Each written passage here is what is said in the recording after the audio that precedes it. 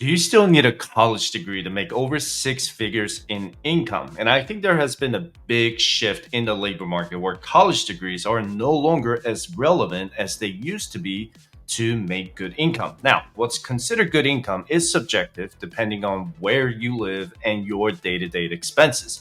But if you're truly trying to achieve financial independence and retire early, you can only reduce your expenses so much. So you'll need to increase your income to increase your savings rate, right? And there's also one career field I believe is recession proof, allows you to work from home and pays you over six figures in salary due to high demand. And I'll promise I will get into that later on in this video. I didn't get my 4 year degree until I was 34, but my salary was well above six figures because of my professional certificates, hours, and experiences on my resume. And right now, colleges across the US are going to face some enrollment crisis starting in 2025, and I'm going to explain why in this video. When I graduated high school almost 20 years ago, my school guidance counselor told me that I would never make it in the real world if I didn't go to college. Most of my peers graduated from college in 2008, right in the middle of the Great Recession, and many of them are still dealing with their student loan debt from decades ago. Back then, many employers would still prefer to hire their employees with a college degree, but the pandemic has changed everything. In 2019, about 20% of job postings on Indeed required a college degree. However, by 2024, this figure is projected to drop to less than 18%. And this trend is not just a prediction, it's already happening. A recent survey by Intelligent revealed that over 55% of employers had already eliminated the college degree requirement by 2023. These statistics clearly indicate a shift in the job market, with employers recognizing that a college degree is not the sole path to professional success. And I think the trend was already happening way before 2019. Right before I left active duty from the military, I interviewed for a private sector job in the aerospace and defense industry where I worked for over 5 years. They hired me without a 4 year college degree because I had professional certificates, military experience, and hours. 2017 was the first time I ever earned over six figures in income at the age of 30. And that was the same year I started investing more after I paid off over $110,000 in total consumer debt at the end of 2015. But that's a video for another day. But anyway, I got pretty serious about taking college classes in that same year in 2017. I got my professional certificates and started pursuing my 4 year degree online. And I graduated in 2020 without any student loans because my employer paid my tuition. And I was fortunate to be in that situation, but I focused more on the professional certificates because I knew they were way more beneficial than a 4 year degree. And let me tell you this, when I got my degree in 2020, I went to HR to update my profile. They didn't care what type of degree I got or what college I attended. They just gave me a raise and that was that. And I worked there for 2 more years until I started this business to help people with financial planning. And I made a big career change from working in aerospace to finance in 2021. And some may call me crazy for doing that, but I'm happier than ever for switching my jobs because this is my absolute passion. And you can schedule your 60-minute session with me by visiting firesearcher.com/coaching or get my free financial resources by visiting firesearcher.com/resources. And many economists are already predicting that colleges across the country starting in 2025 will become even a smaller market going forward due to a number of reasons. Reason number one is that younger people are finding decent paying jobs without a college degree. Now, what's decent pay is subjective depending on where you live. And the other reason is when Gen Z and Gen Alpha's parents still owe tens of thousands or hundreds of thousands of dollars in student loan debt, it's very discouraging for the younger people to see the real return on investment for going to a public university or a private university unless they're pursuing a career that specifically requires it, like a doctor, lawyer, or something else. Is it really worth owing $50,000 or $75,000 in student loan debt to get a decent paying job? Or why not get a job first and then go to college later? Perhaps their employers can pay for their education like mine did. And when I graduated from college at the age of 34, that's right. And I focused on my professional certificates, built my hours and experiences before I got my 4 year degree. And that really paid off for me tremendously because I made myself undeniable to my employer at the time and then made myself even more marketable on my resume. And I'm going to predict something that you've probably never heard of before, but I bet you that college tuition costs will see some deflation or price decreases for the next 20 years because of one reason, and that is the declining birth rate.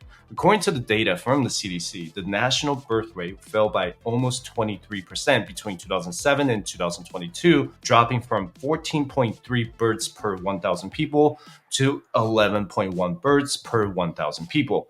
The Great Recession between 2007 and 2009 had the lowest fertility rate than any other 2-year period in the country's recent history. And fast forward to 2024 now, until 2037, the college age population in the US will start to shrink dramatically. And it's not a secret that Americans are not having as many kids as they used to, and we're becoming an aging nation. And it's time for all of the younger generations to start adapting to the new change. And there is a serious labor shortage in the accounting career field. And when I say serious, and I mean it is short by 340,000 accountants, and those numbers are increasing every year. College students are not majoring in accounting because it's not exactly an attractive career field, but they're really missing out on the potential growth. Historically speaking, entry-level jobs for accountants just didn't pay enough, and that's changing right now because of the labor shortage. Employers are paying these college graduates or new employees for their CPA exams or other accounting certificates so that they can progress without paying additional expenses.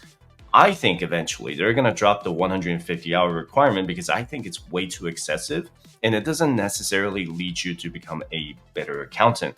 And I can tell you that as the founder of my financial consulting business, there is an increased need for people in the financial sector, and a lot of seasoned accountants are continuing to retire, and that's creating a strain in the accounting field because that means more hours and workloads for the younger accountants. And because of the labor shortage in the accounting field, many employers are allowing their employees to work from home, and the chances of an accountant getting laid off are pretty low because you would be considered a high valued employee if you're good at your job. It is arguably one of the most stable career paths because every business, nonprofit, and government organization requires accountants at different levels. So let me show you the typical career trajectory for an accountant. Accounting itself is a very broad career field. And if you're looking to become a certified public accountant or CPA, you could work with businesses, individuals, nonprofits, and governments. Now, how to become a CPA will vary from state to state, so be sure to look up the state requirements.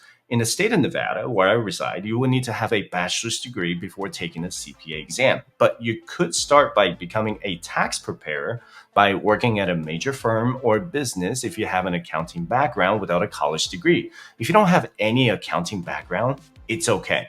You can use CourseCareers to get a certificate so that you can show your skills and readiness when you apply for an entry-level job. The best way to learn the job and move up is by working directly at a firm, but you could display the completion of this course on your LinkedIn profile or your resume so that you're showing readiness and entry-level skills for the employer you're applying for.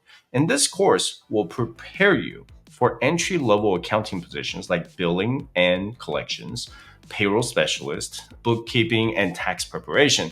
The entry-level jobs may pay you around $50,000 or $60,000 a year, but as you move up and become more experienced, your income could go up as high as $100,000 a year by becoming a senior tax preparer or a senior bookkeeper. Maybe you want to take the bookkeeping career path by managing the daily financial transactions of an organization. If you were my bookkeeper, you would be tracking sales, invoices, and you could work on creating P&L statements for the top line and bottom line of my company finances, right? And let me ask you this. Who do you think manages all the tax preparations, financial documents, and quarterly and annual income statements for Fortune 500 companies like Apple, Tesla, Microsoft, or Google? Accountants do, right? You can use my CourseCareers affiliate link in the description below to get a free introductory course and $50 off on the accounting course. If you don't want to do accounting, the discount will still apply to other career fields like tech sales, information technology, software development, data analytics, and human resources. So be sure to check out CourseCareers when you get a chance. And I chose to partner with CourseCareers because what they're offering is really cost effective for everyone. So if you don't feel like your income is enough to achieve FIRE, now is the time to make some changes. I don't care if you want to get into the accounting field, software development, or IT. If you feel stuck where you are, you need to make changes to make early retirement a possibility. If you decide to get into the accounting career field, the possibilities are almost endless. You can work in the government sector, nonprofit sector, or in the private sector. There are jobs that will allow you to work remotely or a hybrid work model where you might need to go in person and remote work to have the flexibility. As a small business owner, I actually found remote workers to be very productive when it comes to working in accounting. And that's just me though. And I'm sure other people would have different opinions about it, but no matter where you work, there will always be an accounting department. And there's a big labor shortage in that career field right now that you could take an advantage of if accounting is something that you're interested in doing. And this has been another beast of a video, and I hope you got a lot out of it.